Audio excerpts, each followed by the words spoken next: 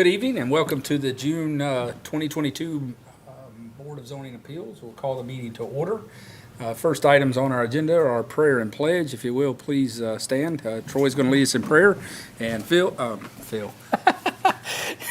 We're going to let whoever just wants to do the pledge because I've already done it. Father, we thank you for this opportunity to lead our community. We thank you for the leadership you've given us. We pray for discernment and wisdom as we continue to lead. In Jesus' name we pray. Amen. Jay, can you help us out? I pledge allegiance to the flag of the United States of America and to the republic for which it stands, one nation, under God, indivisible, with liberty and justice for all.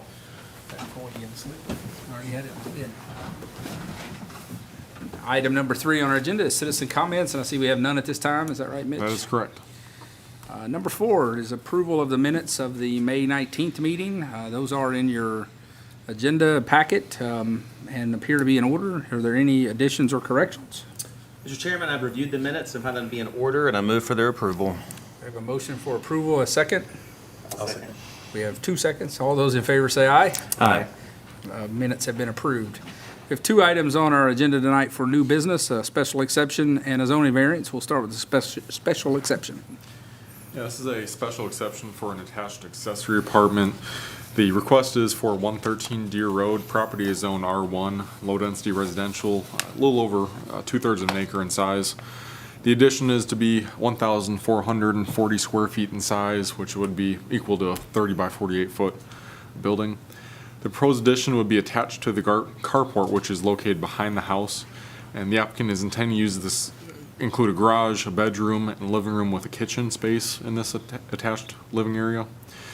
Per the application submittal, the applicant states the purpose of this addition is to create an independent living facility space for his family members, which he would be taking care of in the future. Section 7.060B of the zoning ordinance detail requirements for authorizing special exceptions, and they are detailed below. A conditional use permit shall be provided the board finds that it is so designed, located, and proposed to be operated so the public health, safety, and welfare will be protected. Staff finds the proposed use of an accessory apartment would not negatively affect the health, safety, and welfare of the public, will not adversely affect other property in the area in which it's located. Staff finds that the proposed use should not adversely affect other properties in the surrounding area, is within provisions of special exceptions as set forth in this ordinance. Section 5.051.1C lists accessory apartment as a special exception in the R1 district. Conforms to all applicable provisions of this ordinance for the district in which it is to be located, as well as provisions cited in section 7.060 and 7.061, and is necessary for public convenience in the location planned. Staff finds that the site may be able to conform to provisions of municipal zoning ordinance as listed in criteria review section 7.060C. And that is criteria for review. Ingress and egress to the property. Access to the site would utilize the existing driveway off of Deer Road. Off-street parking and loading areas were required. The staff finds that the lot would provide sufficient space for off-street parking. Refuse and service areas. Refuse collection would proceed in the same manner as currently. Utilities with reference to location, availability, and compatibility. This location does have access to water and gas, however, sewer is located about 430 feet away on Valley View Drive, but the home is currently connected to a septic tank. The applicant would be required to contact TDEC to coordinate the feasibility of this addition with the existing septic tank. From my previous discussion with the applicant, they have been in contact with TDEC, waiting on someone to get back to him, so he's aware of this requirement. Number 5, regarding buffering and screening is not applicable. 6, signs, if any, and proposed exterior lighting with reference to glare, traffic safety, economic effect, and compatibility and harmony with properties in the district. Staff finds the proposed accessory dwelling unit should fit the compatibility with properties in the same district in reference to the above effects.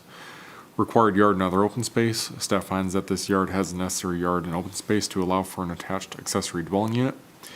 General compatibility with adjacent properties and other property in the district. Staff finds the use may not be compatible with adjacent properties due to other lots and the area not having an accessory dwelling unit on the same property as the existing dwelling unit. Number 9 is not applicable. In conclusion, staff finds that this lot would provide sufficient space for an attached accessory apartment and in the backyard of the lot. The use should not negatively impact any of the surrounding properties. If approved, staff would recommend putting a condition on the request that the applicant be required to pay all applicable fees which are associated with the accessory dwelling unit, which include but not limited to Rutherford County Development Tax, Town of Smyrna Impact fees, code inspection fees, etc.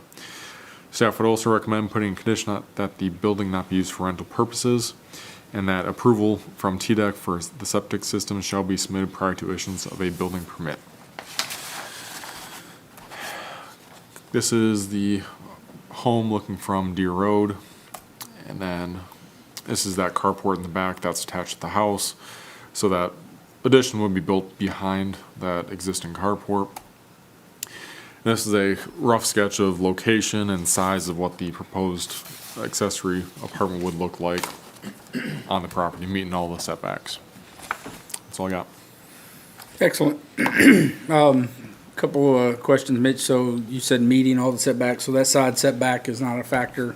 It's Correct. just 8 feet in this, at this lot? No, it's actually 15 feet being you're Okay. talking about attached to the house. Okay. But that is shown at 15 feet.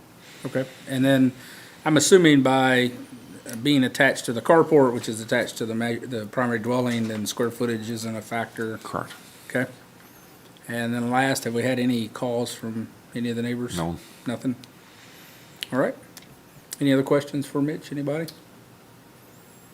If not, we will open a public hearing for anyone who would like to speak for or against this request. If you'd like to speak for or against this request, please come forward. Not seeing anyone. Brian, anything? No? All right. We'll close the public hearing and back to the Board of Zoning Appeals for discussion and motion. I think the staff comments of ensuring that it could not be used for rental, as well as all applicable fees are kind of critical to the process. The lot, and I guess the neighborhood that it's in, I mean, this kind of lends itself to this type of build-out, so. Looks like there's something similar. Yeah, it's a garage To the right neighbor. next door, but it's Right. about the same footprint as it looks like, yeah. Right. Okay, any motions? I mean, no. I'll make a motion to approve with staff comments that they need to contact TDEC, pay all applicable fees, and add to the motion that it can't be used for a rental property in the future. All right, we have a motion. Do we have a second? I'll second. All those in favor say aye. Aye. Any opposed? Motion is approved. Next item is our zoning variance, and this looks like it's been submitted by Reagan Smith, so Mitch? Yeah, the applicant has requested a zoning variance of 28 parking space reduction for the proposed education facility at the corner of Rock Springs Road and Medical Park. Property zone C2, general commercial, it's approximately 1.46 acres in size. Zoning ordinance in this instance would require 1 space per employee plus 1 space per 4 students. Based on documents which have been submitted by the applicant, there would be 26 employees and approximately 188 students. So using those submitted numbers with what the ordinance requires, we're looking at 73 spaces that would be required. Applicant is requesting for 45 for this site. Staff to take a look at other municipalities surrounding us just to get a gauge as far as what their requirements are for this similar type of use. In Brentwood, you're looking at 1 space per 5 children at max occupancy plus 1 space per employee on maximum shift plus 1 drop-off space per 10 children. All of this, assuming the numbers that they provided us as maximum shift, would equate to about 82 spaces. Franklin, there are no listed requirement, as it may vary based on the use. The city may determine that the minimum based on the closest comparable use or approve an alternate standard based on parking study, which is based on anticipated traffic, size, and type of development. Murfreesboro is 1 space per 5 children, so we're not talking any kind of staff in this calculation. In this instance, would require 38 spaces. Lebanon is 1 space per 2 employees, plus 1 overflow parking per 8 students and employees, and that would be equivalent to 40 spaces. And Mount Juliet is exactly the same as our requirements of 1 space per employee plus 4 spaces, 1 space per 4 students. The applicant has also submitted other studies from other Primrose School locations across New Jersey to show that the parking never neared full capacity during peak hours in the morning and afternoon. The size of these buildings that they have submitted with the application range from 12,275 square feet to 14,100 square feet in size. Section 7.080D of the zoning ordinance detail requirements for variances not involving special flood hazard areas, and they are detailed below. The board shall not grant a variance unless it makes findings based upon the evidence presented as it follows. The particular physical surroundings, shape, topographic conditions of the specific property involved that would result in a particular hardship upon the owner is distinguished from a mere inconvenience. If the strict application of this ordinance were carried out must be stated. Staff finds that the lot is uniform in size, shape, and topographic conditions. The conditions upon which the petition for a variance is based would not be applicable generally to other properties in the same district. Staff finds that there are no unique circumstances with this lot. The variance will not authorize activities in a zone district other than those permitted by this ordinance. Parking spaces are required for educational facilities, but the requirement in our ordinance currently states 1 space per employee plus 1 space per 4 students. Financial returns shall not be considered as a basis for granting the variance. Property owner has not identified this is a reason for the request. The alleged difficulty or hardship has not been created by any person having an interest in the property after the effective date of this ordinance. The alleged difficulty or hardship has been created by the applicant with the proposed layout of the site and development. Granting the variance requested will not confer on the applicant any special privilege that is denied by this ordinance to other lands, structures, or buildings in the same district. Staff finds that the variance requested may provide the applicant with special privilege denied by the ordinance to other lands, structures, or buildings in the C2 district due to the lack of hardship. The variance is the minimum that will make possible the reasonable use of the land, building, or structure. Staff finds that the requested reduction in parking space is the minimum that will make possible the reasonable use of the property while accommodating landscaping and drainage requirements, among others, for this use. This would not necessarily apply to a different use as allowed in the C2 district. That granting the variance will not be detrimental to public welfare or injurious to other property or improvements in the area. Staff finds that the variance would not be detrimental to public welfare or injurious to other property or improvements in the area. The proposed variance will not impair an adequate supply of light and air to adjacent properties, substantially increase the congestion in the public streets, increase the danger of fire and danger of public safety, or substantially diminish or impair property values. Staff finds that the variance should not have any of the above effects. Number 10 is not applicable in this case. And in conclusion, staff finds that there is no physical hardship with the lay of the land. However, several other surrounding municipalities have parking requirements which are less than our requirement, closer to the requested amount of spaces. Studies from other Primrose schools show the required parking in the zoning ordinance far exceeds the expected number of spaces that are to be utilized on a normal day based on those studies. A request to modify the text of the zoning ordinance for the number of off-street parking space required for this use is a possibility to consider as well. So this is just a look at the site from across the street. This is standing on Medical Park, and it's just a vacant tract at this time. And then standing on Medical Park and Rock Springs, and then this is the lot right here. And then this is a referenced image of what the applicant submitted with the proposed layout overlaid on the property lines, showing what it would look like if it were built as designed. That's all I got. All right, thank you. Comments or questions for Mitch? There's quite a bit of info in this one. I have a question. Based on the criteria for us granting a variance, there's no hardship met. So I see that here just with the report. The last thing you said was that the request to modify the text of the zoning ordinance for the number of off-street parking spaces required is a possibility to consider. Is that something that the town will take a look at in this case to see if based on, because they've obviously provided in the packet quite a bit of information, which you guys acknowledged to, showing the amount of needed spaces. And obviously other municipalities around us have a little bit more relaxed amount of parking. Is that something that the town will look at? Certainly, we'll take a look at it. There's been other circumstances in the past that have came up where it's been an issue. We've realized it's something that may have not been changed in several years and it's never been looked at because it's never been an issue, it never came to our attention. Something like this, we'll certainly take a look at, and we can bring to planning commission and council to take a look at. And if they see it need to be amended, we'll look That at was the it. key I was gonna mention, is a change in the ordinance would require the vote of the council, 2 readings, planning. It's not a overnight thing, right? So it takes some time. But in this case, it looks like it might be something that needs to be looked at and discussed. It's it's a couple of your examples, which were higher. I mean, we don't know when those ordinances were put in place or when the last time they were reviewed, right? So they may also need to be updated. So that is a possibility. Let's go to a public hearing and talk to the applicant, and then we can kind of go from there. So at this time, I'll open a public hearing for anyone who would like to speak for or against this request. If you would, please come to the microphone, state your name and address for the record, please. Hey, Wes McGill with Reagan Smith. I'm at 100 East Vine Street in Murfreesboro. And Ted Tillman with Primrose is here as well, able to Nice. speak on their behalf too. Appreciate y'all taking the time to talk with us tonight. And Mitch, thank you for the report. We would suggest that there possibly is a hardship there just with the lot dimensions.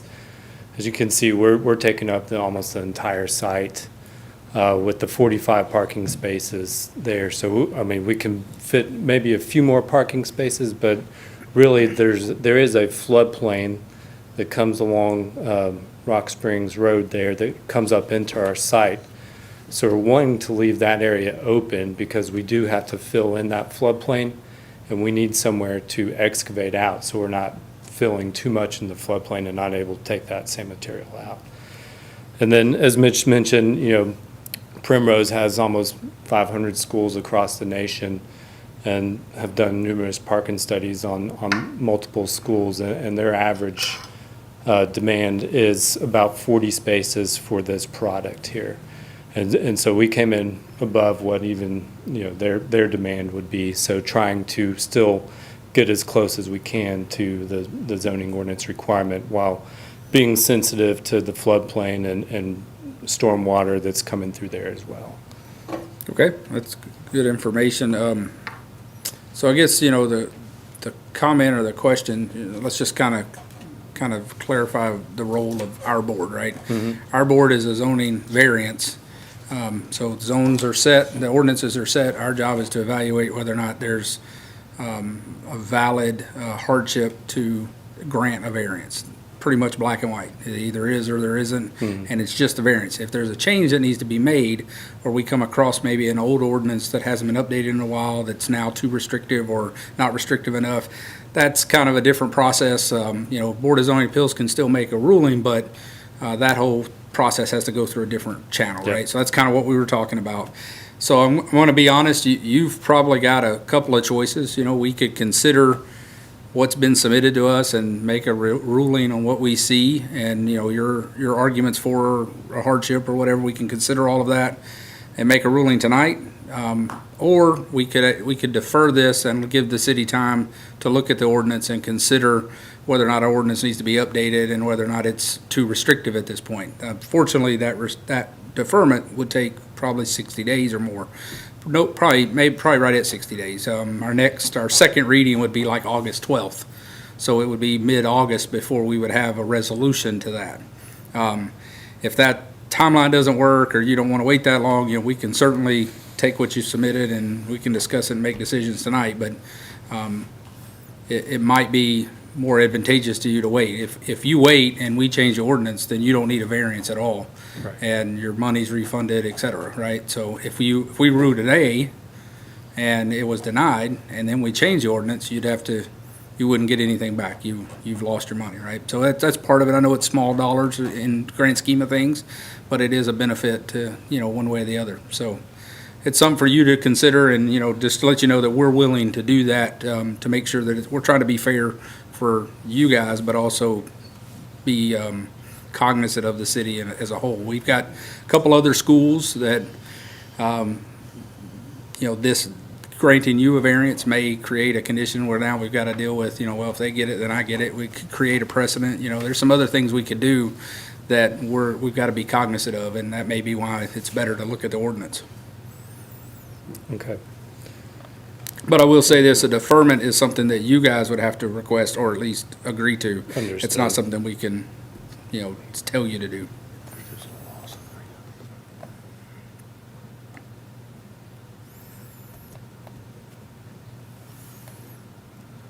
Well, I guess we are not going to request deferral, but we would like to discuss about the hardships and Okay. and see what you hear about. Think All right, about that. that's good. So, the one thing I will say around the hardship that you mentioned, I guess that's the other piece, is kind of the definition of a hardship. I agree with you that there's a hardship there. The question is whether or not the hardship is something that's created by your design or something that's created by the lay of the land or the topography or some other condition that's out of your control. Obviously, the size of the lot is what it is. If your building was smaller, you wouldn't have a hardship from a parking space number perspective. So the size of the building, size of the lot, in my opinion, isn't really a hardship. But this is the first I've heard anything about a floodway or floodplain or even a drainage easement. So we're gonna go back to Mitch to talk about that, because that's not on our maps and I hadn't heard anything about that at this point. So I'm not denying what he's saying isn't true. To be honest, I didn't look up flood maps when I was preparing this report. I know there is flood area around this location, so it's certainly a possibility. Could be something that is discussed. You would have to compensate for that with your cut and fill to develop a piece of property. So I can't really speak 100% accurately on this, but I know there's some flooding in the area as far as the flood map is concerned. It does Can show you some. tell me where, just specifically like on Medical Park, on Rock Springs Road, on the backside of the property, where is Yeah. the? If I may, can I Yeah, come to sure. point? Yeah. So I have a little printout of it here too. So the floodplain, if this is our right-of-way line, it comes up here and kind of snakes up in this vicinity and then comes back down like right here. So we'd be filling in here and then trying to cut out in this area and this area to compensate for that fill. That's the 100-year floodplain right here. There is a floodway that we're not going to be, it's off of our property. And then there's a zone X, the 500 years just outside of that 100-year floodplain too. So- And then there's a existing sewer or storm sewer network that's open ditched right now that comes in through here and then crosses under rocks. Okay, I'm gonna let you get back to the microphone so folks on TV can get you. So, based on what you're saying is that it's essentially facing Rock Springs Road. And because of that, I guess you're saying you wouldn't want to put more parking spots in that, I guess that island, and there's kind of a turnaround that's all developed to the south there. The south, I guess, is that south? Yeah, the south edge of the property right there on the Yeah. corner. Because that's what I was looking at. I was looking at the map and I was like, if you took the islands out or made those driveways differently, you could potentially get 10 more sites or so in there, but I don't think you could get to the 70. No. But you could get Yeah. closer, right? Yeah, and that's right. And we looked at that and it was covering up all of our open space to be able to compensate for the fill in the floodplain, which we kind of expect will wrap around that front along Medical Center or Medical Park Drive also. Okay. Anybody else, questions before I close the public hearing? No, all right, thank you. Thank you. We'll close the public hearing and reopen the Board of Zoning Appeals for discussion.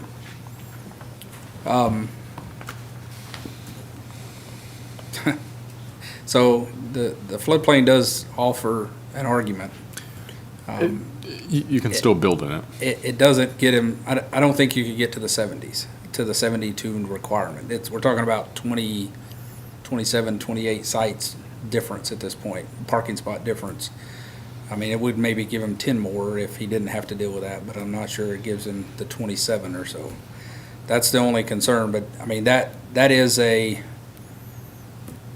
obviously could be considered a hardship that's not created by the applicant, depending on the consideration of that hardship. Mr. Chairman, I'd like to hear the staff, though, give us a report that they agree. In the past, our staff has issued on an engineering level and other issues when they've seen any type of hardship or possibility of this. I would feel more comfortable especially with such a drastic request of 45 in lieu of 73, Yep. to at least have some information from our staff that, you know, I don't want to just go off having a So- conversation that sounds good on making that type of approval. So Mitch, if you had time to go back and look at this, could you overlay the 100-year floodplain and the potential drainage easement that he's mentioning to see if there's an impact directly? So, yeah, that's easy enough to do. There is an easement out there. The easement runs along Rock Springs Road and in front of Medical Park as well. So that easement's out there. I know that. I've spoken to utilities and Public Works. They've mentioned. Yeah, but I mean, the You easement can- doesn't really affect him because No, he not can't really. build on the easement anyway, right? No, you can certainly build in that flood area. At the 100, you're certainly allowed to flood, and you just have to elevate the building out a little bit. You have to compensate with cut and fill, absolutely. How they do that's up to them. It's not, we have sites here in town where people have built down the 100-year, no problem. They just have to figure out the compensation for the cut and fill to offset that.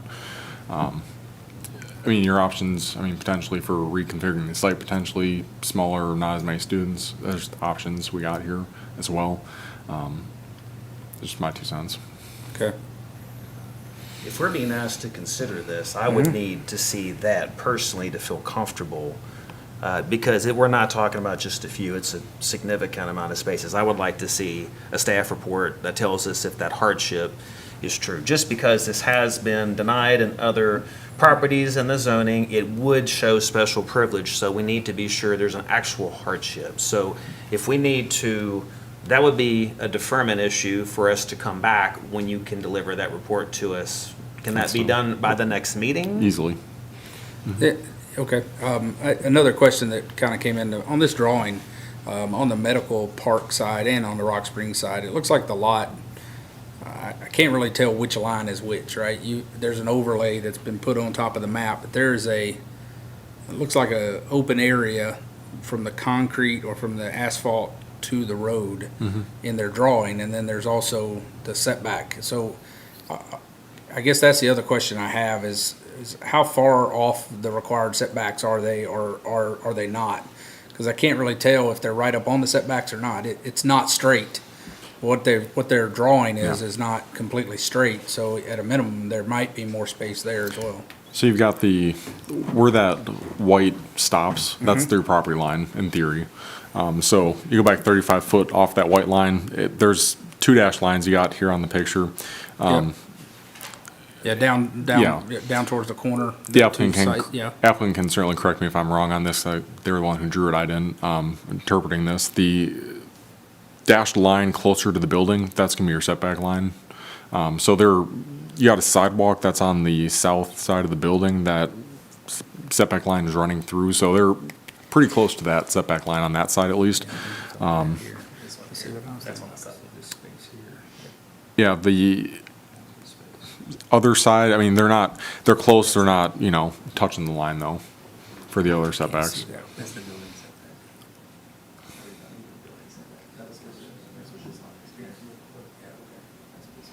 That's the 35 foot. Okay.